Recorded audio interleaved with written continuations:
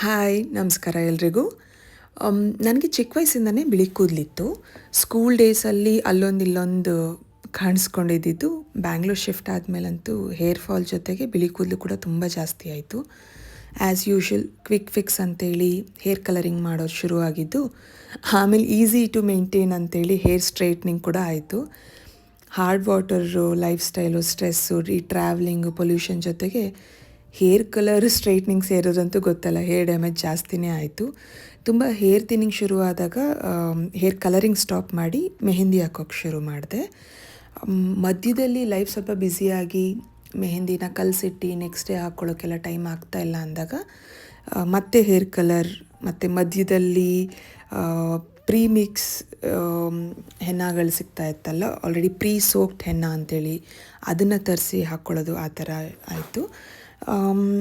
ಆನ್ಲೈನಲ್ಲಿ net habit ಅವ್ರದ್ದು premix ಹೆನ್ನ use ಮಾಡಿದ್ದೀನಿ. ತುಂಬ ಚೆನ್ನಾಗಿದೆ, ತುಂಬ ಒಳ್ಳೆ ರಿಸಲ್ಟ್ ಇದೆ. ಕವರೇಜ್ ಇರ್ಬೋದು ಅಥವಾ ಹೇರ್ ಸಾಫ್ಟಾಗಿ ಆಗೋದು ಎಲ್ಲ ಚೆನ್ನಾಗಿದೆ.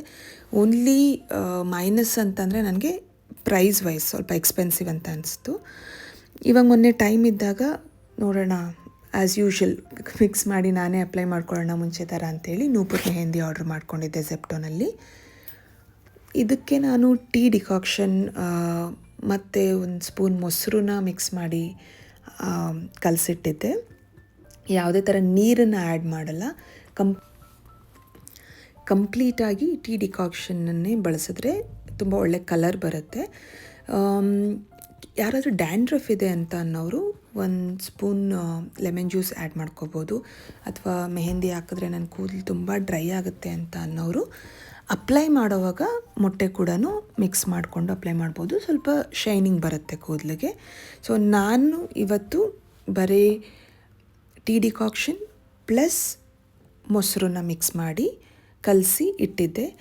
ಯೂಶ್ವಲಿ ಅಯನ್ ಬೌಲ್ನ ಪ್ರಿಫರ್ ಮಾಡ್ತಾರೆ ಮೆಹಂದಿನ ಕಲಸಿಡೋದಕ್ಕೆ. ನನ್ನ ಹತ್ರ ಯಾವುದೇ ರೀತಿ ಅಯನ್ ಬೌಲ್ ಇರಲಿಲ್ಲ ಮೆಹಂದಿ ಕಲಸೋ ಅಷ್ಟು ಸೈಜ್ದು. ಸೊ ನಾನು ಪ್ಲಾಸ್ಟಿಕ್ ಬೌಲ್ ಯೂಸ್ ಮಾಡಿದ್ದೀನಿ. ಕಲಸುವಾಗಲೂ ಅಷ್ಟೇ ತುಂಬ ತೆಳುಗೆ ನೀರಾಗಿ ಕಲಸೋದು ಬೇಡ. ಈ ಕನ್ಸಿಸ್ಟೆನ್ಸಿ ಇದ್ದರೆ ಸಾಕು. ಅದು ನೆಂದು ನೆಕ್ಸ್ಟ್ ಡೇ ಹಚ್ಚುವಾಗ ಕರೆಕ್ಟಾಗಿರುತ್ತೆ. ಎಲ್ಲೂ ಸೋರೋದು ಅಥವಾ ಕಷ್ಟ ಆಗೋದು ಅಪ್ಲೈ ಮಾಡೋದಕ್ಕಾಗಲ್ಲ.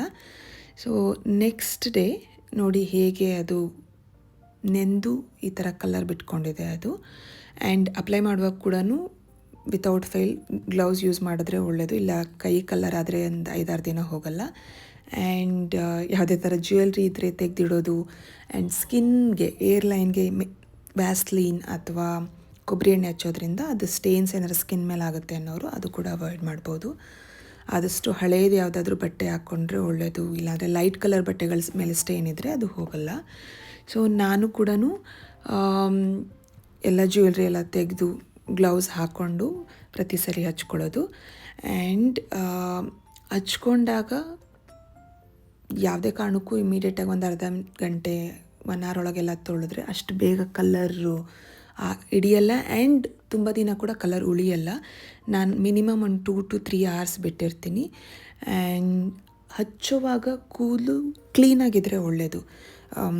ತುಂಬ ಗ್ರೀಸಿಯಾಗಿದ್ದು, ಆಯಿಲಿ ಆಗಿದ್ದು, ಡ್ಯಾಂಡ್ರಫ್ ಎಲ್ಲ ಇದ್ದು ಆವಾಗ ಇದು ಹಚ್ಚಿದ್ರೆ ಅಷ್ಟು ಚೆನ್ನಾಗಿರಲ್ಲ, ಒಳ್ಳೆ ರಿಸಲ್ಟ್ ಬರಲ್ಲ. ಪ್ಲಸ್ ಸ್ವಲ್ಪ ಇಚ್ಚಿ ಅನಿಸುತ್ತೆ. ನಾನು ಯೂಶ್ವಲಿ ಹೇರ್ ವಾಶ್ ಆದ ನೆಕ್ಸ್ಟ್ ಡೇ ಅಪ್ಲೈ ಮಾಡ್ತೀನಿ. ಸೊ ಕೂದಲು ಕೂಡ ಸ್ಕ್ಯಾಲ್ಪ್ ಎಲ್ಲ ಕ್ಲೀನಾಗಿರುತ್ತೆ ಆ್ಯಂಡ್ ಚೆನ್ನಾಗಿ ರಿಸಲ್ಟ್ ಬರುತ್ತೆ. ಈ ಥರ ಕಂಪ್ಲೀಟಾಗಿ ಅಪ್ಲೈ ಮಾಡಿ ಅದನ್ನು ಒಣಗೋಕ್ಕೆ ಬಿಟ್ಟು ವಿತೌಟ್ ಶಾಂಪು ವಾಶ್ ಮಾಡ್ತೀನಿ. ಯಾವುದೇ ಥರ ಶಾಂಪು ಯೂಸ್ ಮಾಡ್ದೇ ವಾಶ್ ಮಾಡಿ ಕಂಪ್ಲೀಟಾಗಿ ಡ್ರೈ ಆಗೋಕ್ಕೆ ಬಿಟ್ಟು ಆಮೇಲೆ ನಾನು ಸ್ವಲ್ಪ ಎಣ್ಣೆನ ಹಚ್ಚಿ ನೆಕ್ಸ್ಟ್ ಡೇ ವಾಶ್ ಮಾಡಿದಾಗ ಮಾತ್ರ ನಾನು ಮೈಲ್ಡಾಗಿ ಶಾಂಪು ಯೂಸ್ ಮಾಡ್ತೀನಿ. ನೋಡಿ, ಇದು ಆಫ್ಟರ್ ವಾಶ್. ಇದು ಹೇರ್ ಕಲರು ಇನ್ನು ಕೂದಲು ಒದ್ದೇ ಇರೋದ್ರಿಂದ ಅಷ್ಟು ಡಾರ್ಕಾಗಿ ಕಾಣಿಸ್ತಾ ಇಲ್ಲ, ಬಟ್ ಆರೆಂಜಿಶ್ ಕಾಣಿಸ್ತಾ ಇದೆ. ಬಟ್ ನನಗೆ ಆಫ್ಟರ್ ಡ್ರೈ ಸಿಕ್ಕಾಪಟ್ಟೆ ಒಳ್ಳೆ ಕಲರ್ ಬಂದಿತ್ತು. ನೆಕ್ಸ್ಟ್ ಡೇ ಸ್ವಲ್ಪ ಎಣ್ಣೆ ಹಚ್ಚಿ ಮತ್ತೆ ವಾಶ್ ಮಾಡಿದಾಗ ಇನ್ನೂ ಒಳ್ಳೆ ಬರ್ಗಂಡಿ ಕಲರ್ಗೆ ಟರ್ನ್ ಆಗುತ್ತೆ. ಈ ರೊಟೀನ್ ನನಗೆ ತುಂಬ ಹೆಲ್ಪ್ ಆಗಿದೆ. ನಾನು ಸೇಮ್ ರೊಟೀನ್ ಫಾಲೋ ಮಾಡೋದು. ನಿಮಗೂ ಏನಾದರೂ ಹೆಲ್ಪ್ ಆಗುತ್ತಾ ಅಂತ ನೋಡಿ, ನೀವೇನಾದ್ರು ಟ್ರೈ ಮಾಡಿದ್ರೆ ಕಮೆಂಟ್ ಸೆಕ್ಷನಲ್ಲಿ ತಿಳಿಸಿ. Thank you.